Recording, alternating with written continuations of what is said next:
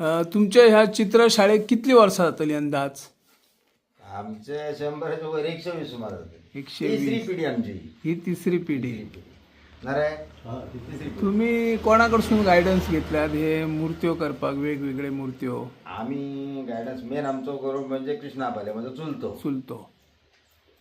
Krishna Palekar. Okay. की एका वर्सा कितले करतात तुम्ही मूर्त्यो? पहिले आम्ही खूप करू 200-250. 200-250. खंय खंय मागणी असता? मागणी महाराष्ट्राना, म्हापसा, गोयाना, ऑल ओव्हर गोवा.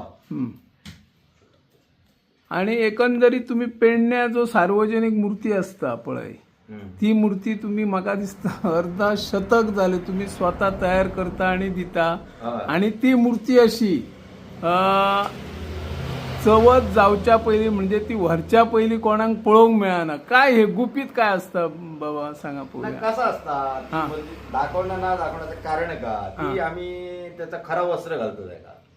मग ती नग्न असताना दाखवून ती बरी दिसायला. ओके. आता ती जर टोटल अशी समजा आता वस्त्र त्याचं धोतर वगैरे आता जर माती मिळते असला तरी दाखवायचा असेल. ती उघडी ओरिजिनल असतात दाखवून बरा येतात. म्हणजे ती कम्प्लीट झाल्यानंतर बघून मजा तिची अर्धी नग्न दाखवून मजा येणार. ओके. कारण हे आपलं. आणि दुसरं कारण काय ना. आणि ती करून टाइमही खूप लागता आमका. ती अदांतरी असता. ओके. तेका भायर असता ती सुकोवन करची पडटा. आणि म्हाका सांगा आता सध्या माती मेळता, अवेलेबल जाता चिकन माती? खंयच्यान हाडटात तुम्ही? थिवीसून हाडटात. पयलीं खंयच्यान हाडटाले? पहिले आम्ही वज्रेसून हाडू.